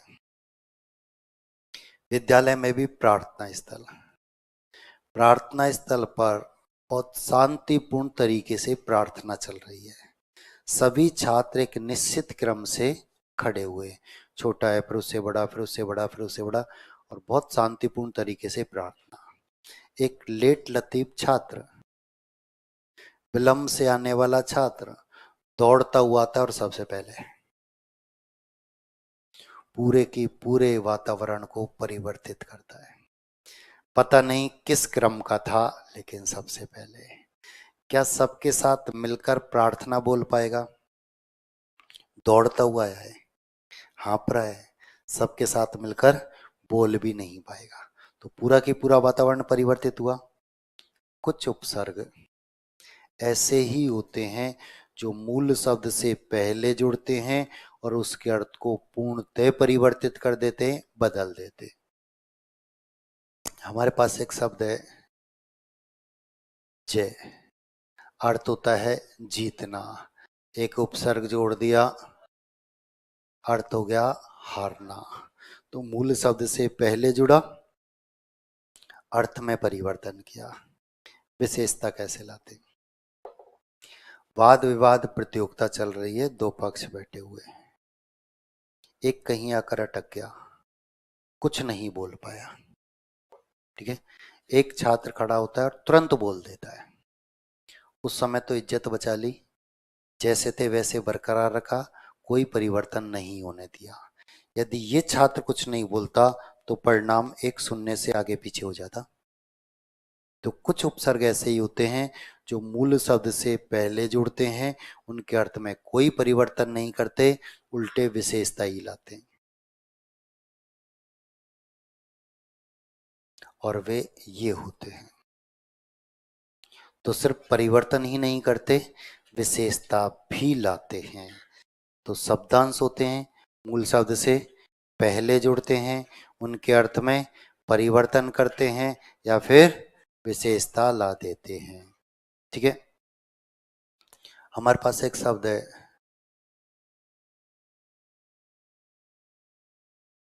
ख्यात। अर्थ क्या है? प्रसिद्ध। अर्थ क्या है? प्रसिद्ध। एक उपसर्ग जोड़ दिया, अर्थ क्या हुआ? प्रसिद्ध। दूसरा उपसर्ग जोड़ दिया, अर्थ क्या हुआ? प्रसिद्ध। जबकि प्रसिद्ध तो इसका अर्थ है, ये जुड़ा तो भी प्रसिद्ध, ये जुड़ा तो भी प्रसिद्ध। विख्यात अच्छे कार्यों के लिए प्रसिद्ध, कुख्यात बुरे कार्यों के लिए प्रसिद्ध। है तो प्रसिद्ध। हिंदी में कहावत है कि बदनाम होंगे तो क्या नाम नहीं होगा? नाम तो तब भी होगा, होगा या नहीं? विश्व में लगभग 206 देश हैं। हम जब पढ़ते थे तब इतने होते थे, अब कम या ज़्यादा हो सकते हैं, विक्टन हो गया, विलय हो गया, कुछ भी संभव है, इसलिए मैंने लगभग कहा है। विश्व में लगभग 206 देश हैं। आप में कितने थानाधिकारी ऐसे हैं जो 30 देश के प्रधानमंत्री और राष्ट्रपति का नाम बता सकते हैं?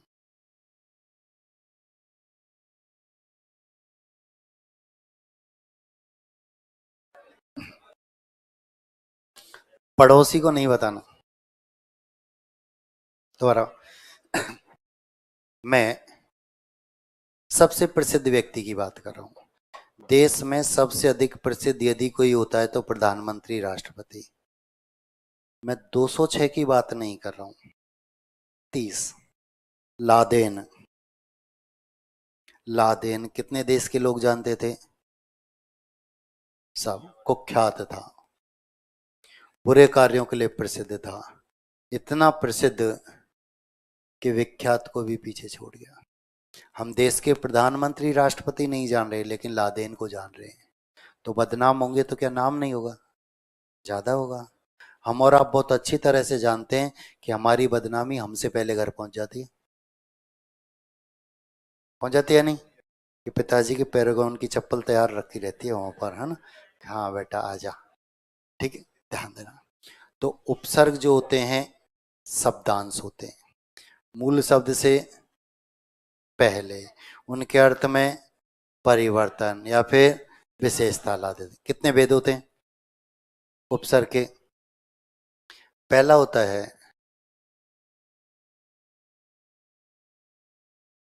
संस्कृत के उपसर्ग, जिनकी संख्या निश्चित होती है।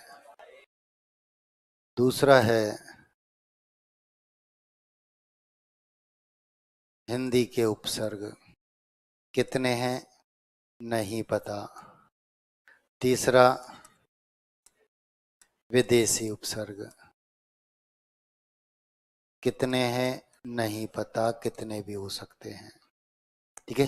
क्योंकि अब हिंदी में बहुत बोलियां होती हैं, उन सब में उपसर्ग होते हैं। विदेशी बोलियां कितनी है पता नहीं, उन सब में उपसर्ग होते हैं। तो ये कितने भी हो सकते हैं, निश्चित नहीं है, लेकिन ये निश्चित है। प्रश्न पूछे जाने की संभावना 90%। प्रश्न पूछे जाने की संभावना 10%।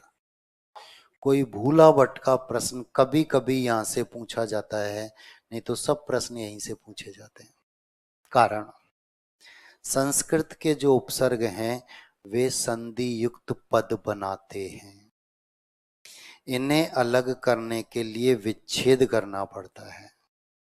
हिंदी के जो उपसर्ग हैं, विदेशी जो उपसर्ग हैं, वे संधि युक्त पद नहीं बनाते, मूल शब्द से पहले स्पष्ट लिखे हुए नजर आते हैं। कोई भी इन्हें आसानी से पृथक कर देता है, अलग कर देता है, इसलिए यहाँ से प्रश्न नहीं पूछे जाते, बहुत कम। इन्हें अलग करने के लिए आपको विच्छेद करना पड़ेगा, यानी संधि के सभी नियम काम करेंगे। अब संधि के नियम याद रहेंगे तो विच्छेद भी कर देंगे, नहीं तो फिर गलत हो जाएगा। इसलिए प्रश्न यहाँ से ज्यादा पूछे जाते हैं। अब महत्वपूर्ण बिंदु ये, प्रश्न कैसे पूछे जाते हैं, एग्जाम हॉल में कैसी शक्ल हमको देखने को मिलती है, ये महत्वपूर्ण है, ठीक है। अब बोर्ड पर आओ, ध्यान देना। पहला तरीका प्रश्न पूछने का, पूरा पद लिख कर देता है, उपसर्ग अलग कराया जाता है। पूरा पद लिख कर देता है, उपसर्ग अलग कराता है। और यदि ऐसे प्रश्न पूछे जाते हैं तो संस्कृत के उपसर्ग होते हैं, क्योंकि इन्हें अलग करने के लिए विच्छेद करना पड़ेगा। सही विच्छेद, सही उपसर्ग, अन्यथा गलत।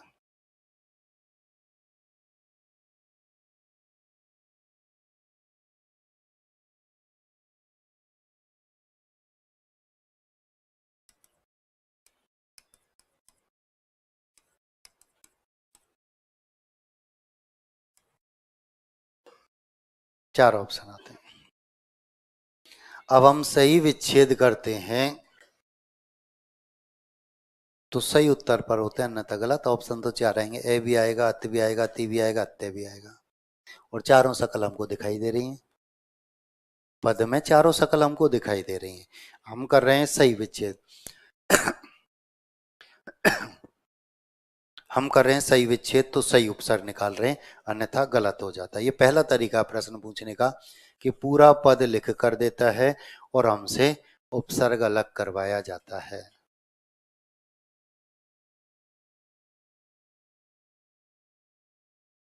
प्रत्यय प्लस सही विच्छेद, सही उपसर्ग, अन्यथा गलत। सु प्लस सही विच्छेद, सही उपसर्ग, अन्यथा गलत। परे प्लस सही विच्छेद, सही उपसर्ग, अन्यथा गलत। अनु प्लस ऐसा अभी बताया था, बोर्ड पर आओ। मैंने एक बात और बताई थी, शायद धुंधला सा याद हो, कि अधिकांशतः उदाहरण यर्ण संधि से होते हैं। यर्ण संधि की पहचान क्या है? यह वैर से पहले आधा वर्ण आता है तो सब यर्ण संधि के उदाहरण है। मैंने कहा अधिकांशतः, हमेशा नहीं।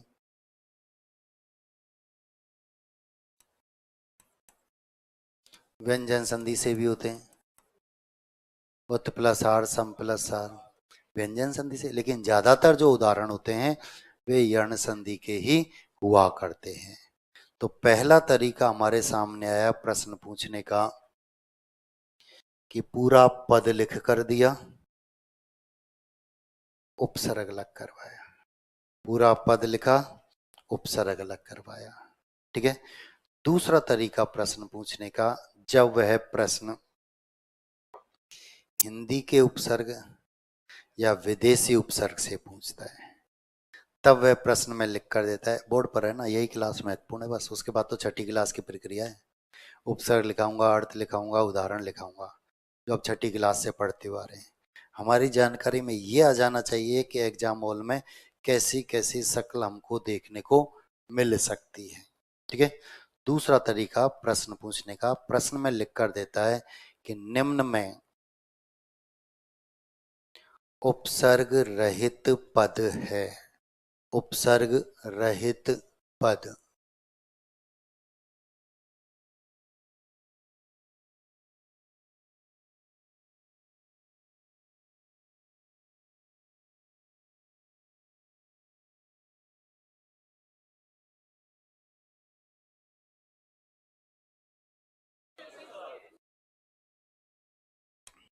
अब कैसे पता लगाते हैं?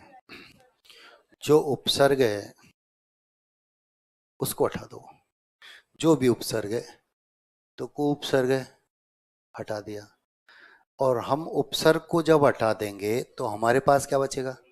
मूल शब्द। हमारे पास क्या बचेगा? मूल शब्द, क्योंकि उपसर्ग जो है वो मूल शब्द से पहले ही जुड़े हुए हैं।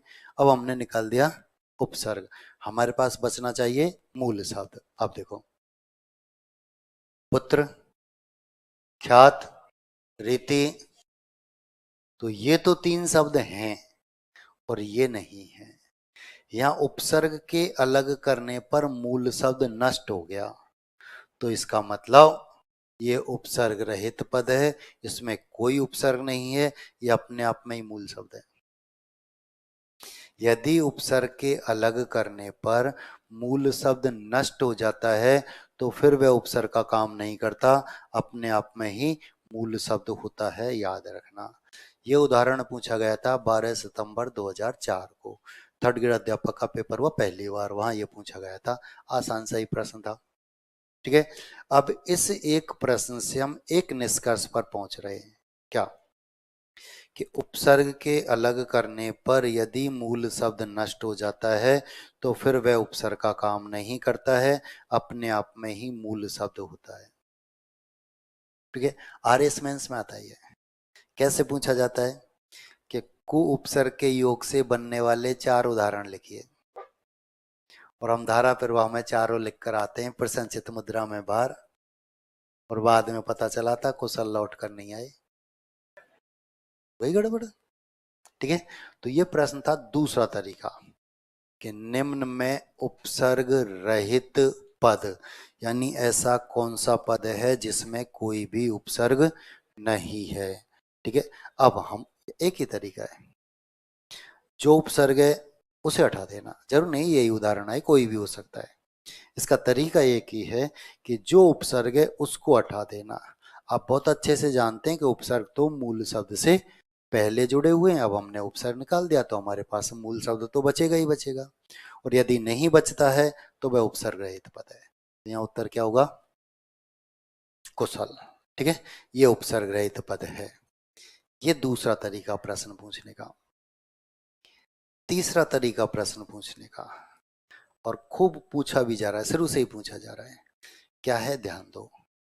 उपसर्ग का नाम प्रश्न में लिख कर देता है और सकारात्मक या नकारात्मक प्रश्न पूछता है।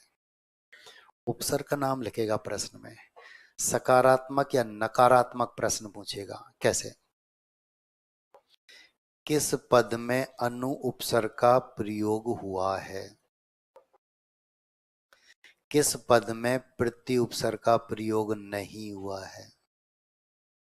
सकारात्मक भी हुआ, नकारात्मक भी हुआ। ठीक है, परि उपसर्ग के योग से बनने वाला पद है। फिर चार ऑप्शन दे दी। अब चारों में हमको ढूंढना है कि परि किस में है, किस में नहीं। ये गड़बड़ हो गया, दूसरी परि के पास पहुंच गया। नमस्ते। हाँ, हम ऐसी ऐसी बातें बता रहे हैं। गाइड में है क्या, पुस्तक में है क्या, एग्जाम हॉल में? वो भटक गया, देखो। है ना? जब गांव छोड़ दिया तो थानेदार बन के ही जाना है ना? ध्यान दो। पर यहाँ तो आगे पीछे खूब घूमेंगे फिर, है ना? घर वाले ही ढूंढ कर दे देंगे। तीसरा तरीका, उपसर्ग का नाम लिखेगा प्रश्न में। पर एक बात याद रखनी है यहाँ पर कि प्रश्न नकारात्मक हो सकता है, और ऐसे प्रश्न अधिकांशतः नकारात्मक ही हुआ करते हैं।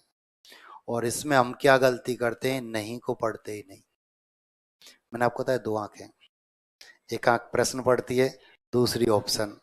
प्रश्न पूरा पढ़ा भी नहीं कि उत्तर पर टूट पड़े, और एग्जाम हॉल से बाहर निकलते ही गलती का एहसास हो जाता है कि नहीं पूछा था। वहां पता नहीं चलता, लेकिन बाहर निकलते ही सब खबर लग जाती है कहाँ गलती कर कर आए हैं।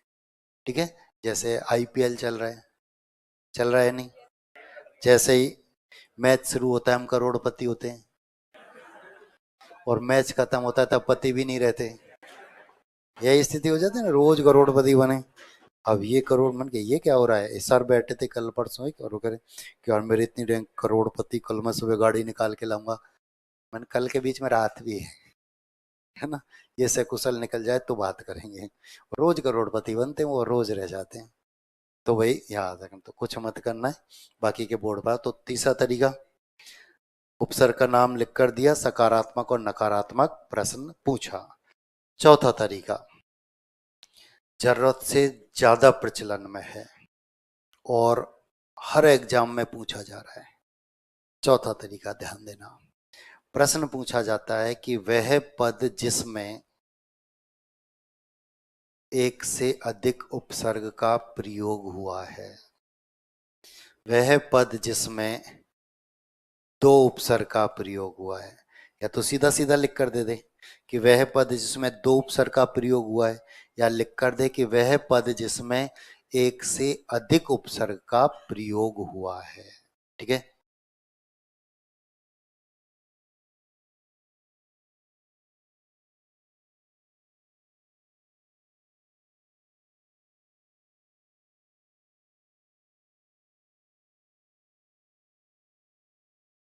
प्रश्न था वह पद जिसमें एक से अधिक उपसर्ग का प्रयोग हुआ है, या वह पद जिसमें दो उपसर्ग का प्रयोग हुआ है। चार लिख कर दे दिए इनमें से।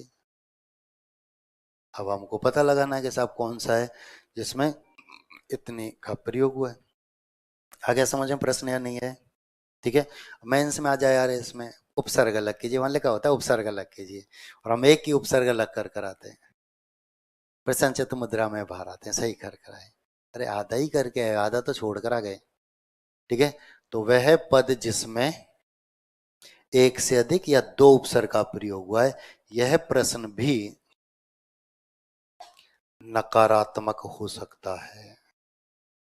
वह पद जिसमें दो उपसर्ग का प्रयोग नहीं हुआ है।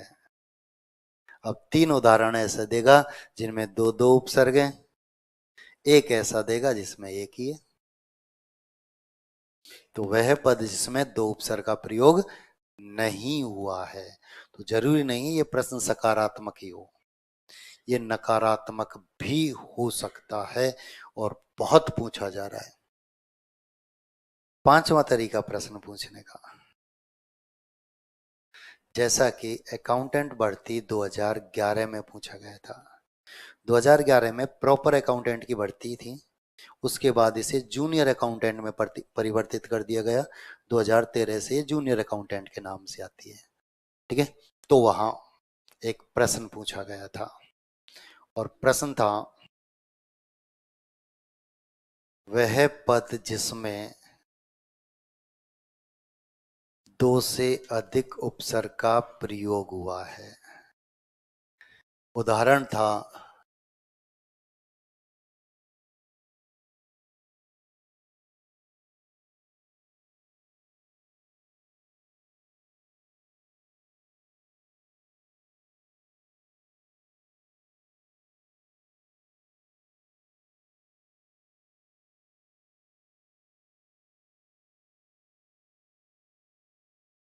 ये पूछा हुआ प्रश्न है,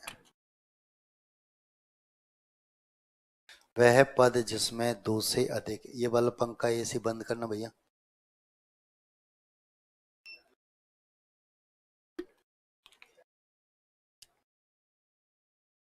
दो 2011 में अकाउंटेंट भर्ती जो थी, 1600 कुछ पदों पर विज्ञापन जारी हुआ। पूरे राजस्थान में 372 छात्र पास हुए, सीट खाली चली गई, सीट खाली चली गई, क्योंकि उस पेपर में शर्त थी पास होना अनिवार्य है। दो पेपर होते थे, दोनों में पास होना अनिवार्य है, 40% अंक लाना अनिवार्य है। साइंस, आर्ट्स, कॉमर्स तीनों के सब्जेक्ट आते थे। साइंस वाले आर्ट्स में फेल, आर्ट्स में पास, आर्ट्स वाले कॉमर्स में पास, कॉमर्स वाले साइंस में पास, अपने अपने सब्जेक्ट में फेल। वहाँ ये स्थिति थी, वहाँ पास होने के लाले पड़ गए, कारण वहाँ दुर्व्यवहार था। वहाँ ऐसे उदाहरण पूछे गए थे। अब हमारे सामने ये पद आ जाए दुर्व्यवहार में उपसर्ग, तो हम एक ही उपसर्ग निकालें, दुर, व्यवहार मूल शब्द छोड़कर। हम भी यही करते, हम भी यही करते। ठीक है, ये 2011 में पूछा गया। ये प्रश्न 7 साल बाद दोबारा से लौट कर आया। 7 अक्टूबर 2018 सब इंस्पेक्टर में, और प्रश्न था, तुम्हारे ही पेपर की बात कर रहा हूं, प्रश्न था, वह पद जिसमें दो से अधिक उपसर्ग का प्रयोग हुआ है, और उदाहरण था,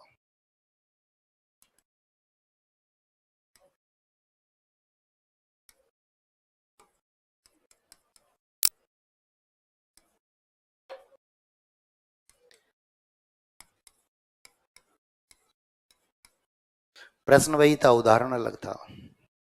प्रश्न वही था, उदाहरण अलग था।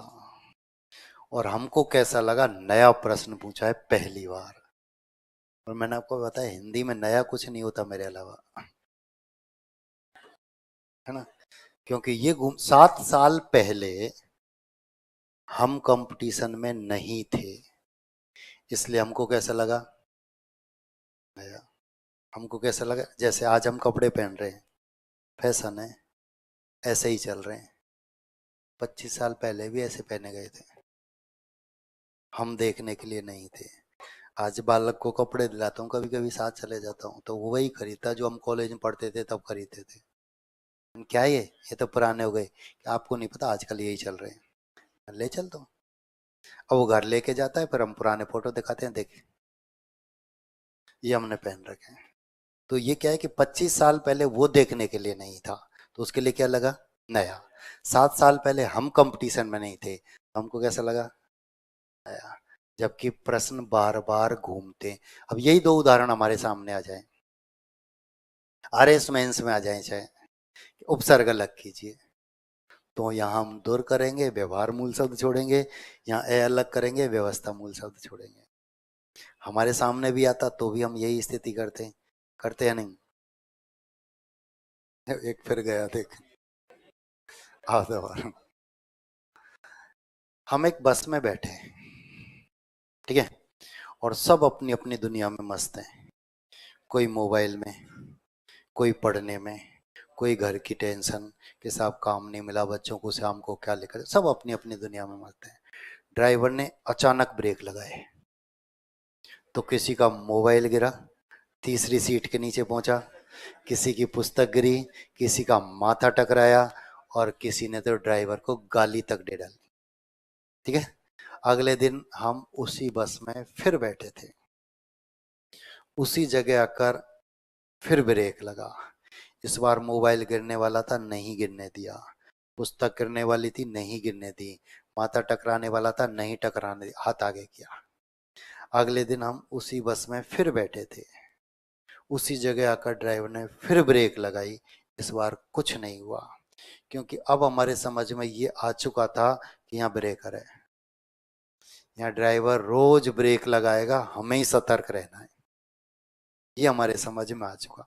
अब हमारी जानकारी में ये आ चुका है, एक नहीं दो, दो नहीं तीन भी उपसर्ग पूछे जा चुके हैं, तो हम सतर्क रहते हैं कि पूछ कहां से पूछता है, हमें तो पता है। तो एक नहीं दो, दो नहीं तीन भी पूछ सकता है। और जब हमारी जानकारी में ही नहीं है, तब हम एक एक उपसर्ग तक ही सीमित रह जाते हैं। आज भी हमारे दिमाग में यही चल रहा होता है, एक उपसर्ग, दुर्व्यवहार दुर उपसर्ग है, व्यवहार मूल शब्द है, ठीक है, अव्यवस्था है उपसर्ग है, व्यवस्था मूल शब्द है।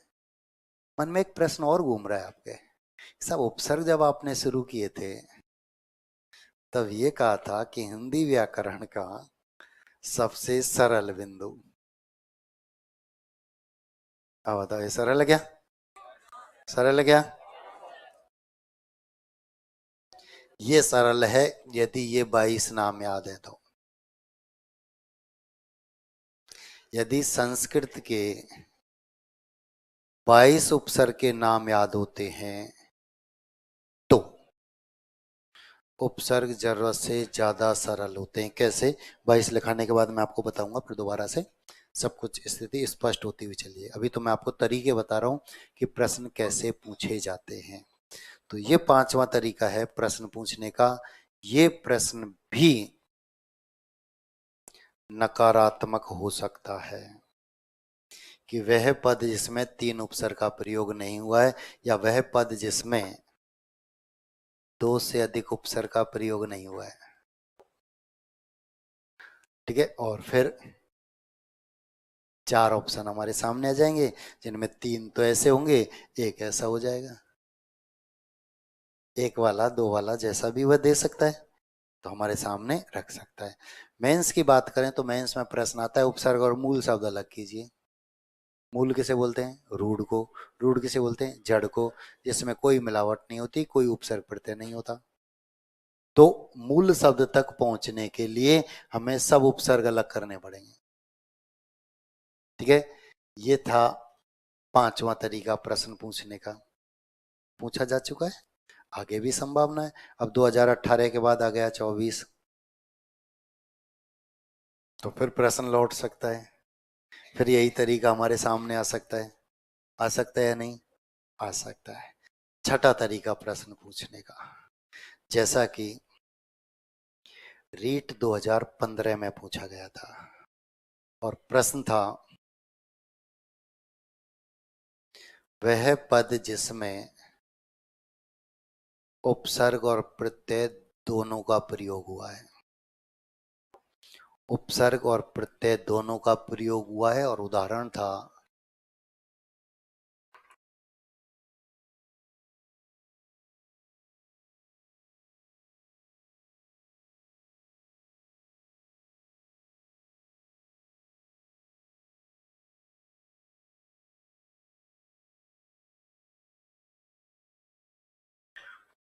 वह पद जिसमें उपसर्ग और प्रत्यय दोनों का प्रयोग हुआ है। और 2015 से ये प्रश्न लगातार पूछा जा रहा है।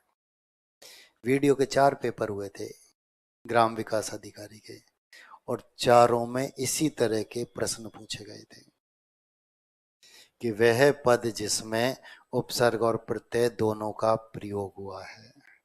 वह पद जिसमें उपसर्ग नकारात्मक भी हो सकता है, उपसर्ग या प्रत्यय दोनों का प्रयोग नहीं हुआ है, किसी एक को हटा दे, जैसे अभी संधि वाले पेपर में हम कर रहे थे।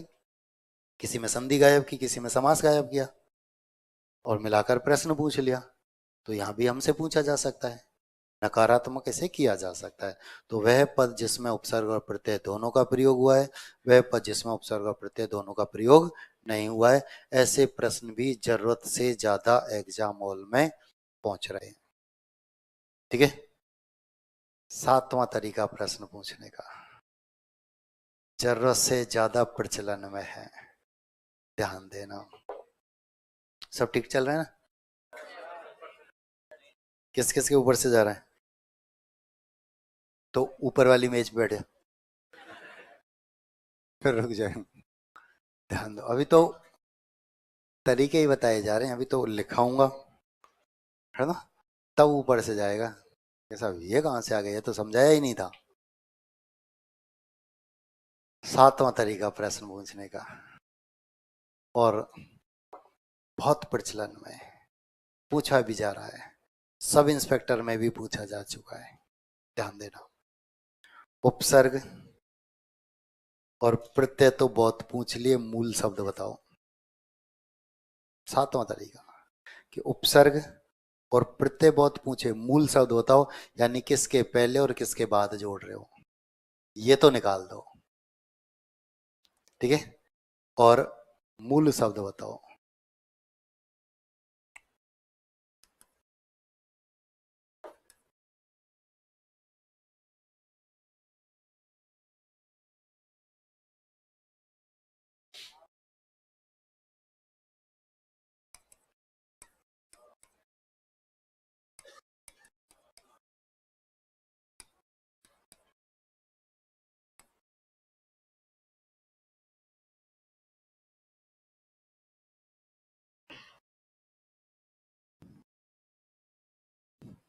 उपसर्ग में संधि के सभी नियम काम करते हैं, प्रत्यय में संधि का कोई नियम काम नहीं करता।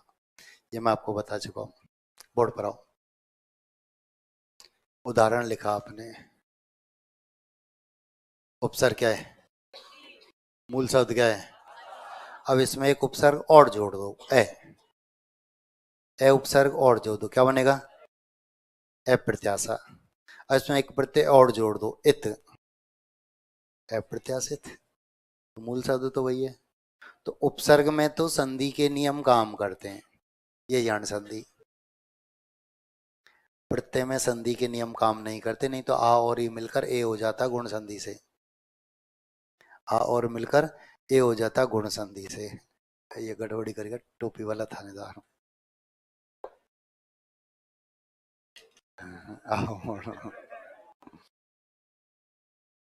देख तरीके गलत है, बस वही बदलने और कुछ नहीं करने। पढ़ना सबको आता है, पढ़ना सबको आता है, फिर भी हम पढ़ने आते हैं, पैसे भी खर्च करते हैं, है ना। तरीके गलत है, वही बदलने हैं बस। पहले समझ लो, समझ में आया तो एग्जाम हॉल में भी गोला, नहीं तो फिर 5 में पहुंच जाएंगे सीधा। 5 गोले देने लगे ना वो, पहले तो 4 ही होते थे, आपको ऑफर दे रखा है 5वें का भी। ठीक है, ध्यान दो।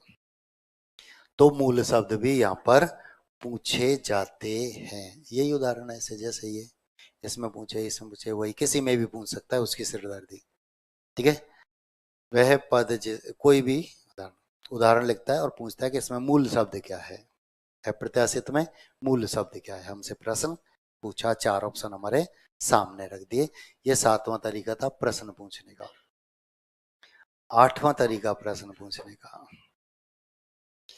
2 अगस्त 2015 जूनियर अकाउंटेंट पूछा गया था। प्रश्न ध्यान से सुनना। प्रश्न अभी तो मैं अपनी तरफ से तो मैंने कुछ नहीं बताया अब तक, मैं तो वही बता रहा हूं जो पूछे जाते हैं। और बार बार मैं आपसे यही कहता हूं, जब तक आप इतिहास नहीं जानेंगे भविष्य नहीं बन पाएगा। हमको पता तो होना चाहिए प्रश्न पूछे कैसे जाते हैं, हमको तो यही नहीं पता। हम पिछले ही पेपर नहीं देखते, पिछले ही पेपर नहीं देखते। मेरी वाली किताब है SI की, वह आपके पास होनी चाहिए थी। अगर वह है तो सबसे पहले उसमें पेपर ही दिए मैंने, इसलिए कि कम से कम पहले पहले तो देखें। बात तक तो हम पहुंच ही नहीं पाते, पर शुरुआत तो कर सकते हैं ना। तो शुरुआत में मैंने पेपर ही रखे सबसे, बाकी की किताब देखते हैं पेपर पीछे डाल देते हैं। मैंने सबसे पहले पहले इनको पढ़ो, ये काम की चीज है, ये पता लग जाएगा तो हम आगे बढ़ सकते हैं। ठीक है, आओ 8वां तरीका प्रश्न पूछने का। अकाउंट जूनियर अकाउंटेंट 2015 में पूछा गया था। प्रश्न था, ध्यान से सुनना, किस पद में उपसर्ग संबंधी अशुद्धि है?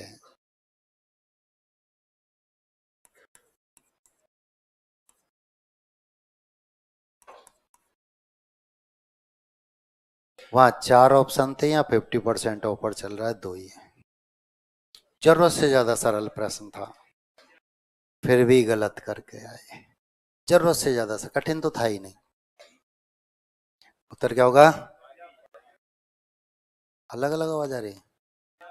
कितने कहते हैं बाकी 7 खड़क रहे हैं? 10 20 30 40 50 60। कितने कहते हैं अध्यात्म? 10 20 30 40 50 60। बाकी के तो है ही नहीं साहब, पूरे वास्तव में ही नहीं है।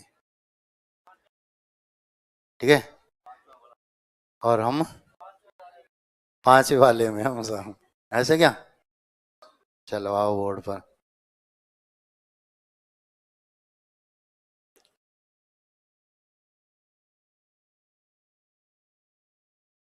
अधि उपसर्ग है और आत्म मूल शब्द है। ठीक है, अब बताओ अधि का अंतिम वर्ण क्या है? ई हटाते ही ध्येयादा हो जाएगा और ई के स्थान पर ये आएगा और यहां तक का काम हुआ खत्म।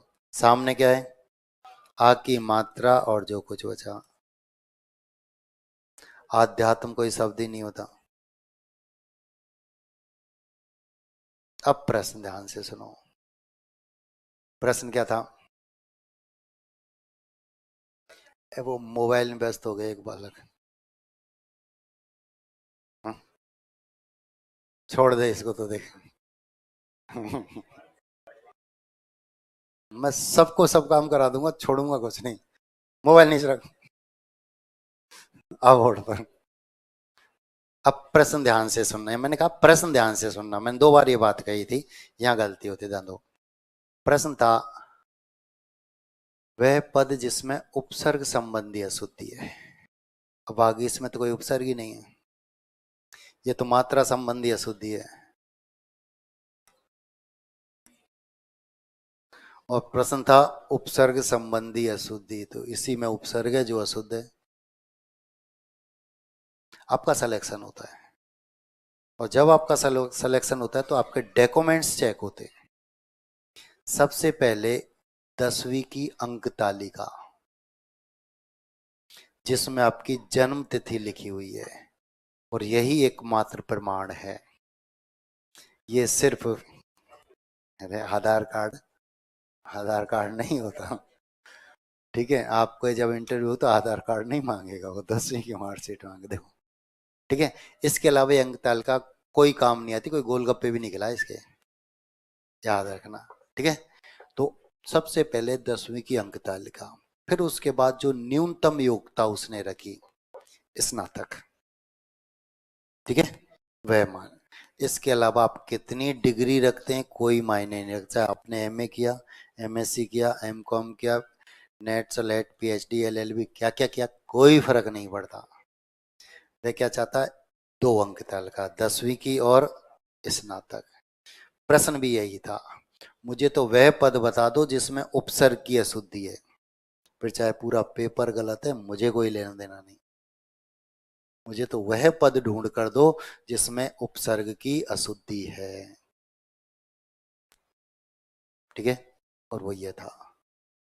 RPSC ने की जारी की, उत्तर ये माना, 100-200 कॉल आ गए, सब उत्तर तो बागी से, और उन्होंने ये माना है आप कहें तो रेट लगा दें इनका रिट मत लगा, प्रश्न पढ़, रिट मत लगा, प्रश्न पढ़ ले बस, ठीक है। नवा तरीका प्रश्न पूछने का, जैसा कि जेएलओ 2020 में पूछा गया था। 27 दिसंबर को यह पेपर हुआ था और वहां पूछा गया था और प्रश्न था, किस पद में सबसे अधिक उपसर्ग का प्रयोग हुआ है, और 4 ऑप्शन दे दिए। अब चारों में जितने उपसर्ग हैं सबको अलग अलग करो, जिसमें सबसे ज्यादा है गोला नीला कर दो। ये उल्टा भी हो सकता है, किस पद में सबसे कम उपसर्ग भी पूछे जा सकते हैं। ये नवा तरीका था प्रश्न पूछने का, इससे ज्यादा तरीके तो खुद नहीं अपनाए। इनमें से कोई 2-3 तरीके आपको एग्जाम हॉल में देखने को मिल सकते हैं। लिखने का काम करेंगे, इसको सेव कर देना बस, है ना, नहीं तो मैं दोबारा से लिखूं फिर 1 घंटा कराऊंगा।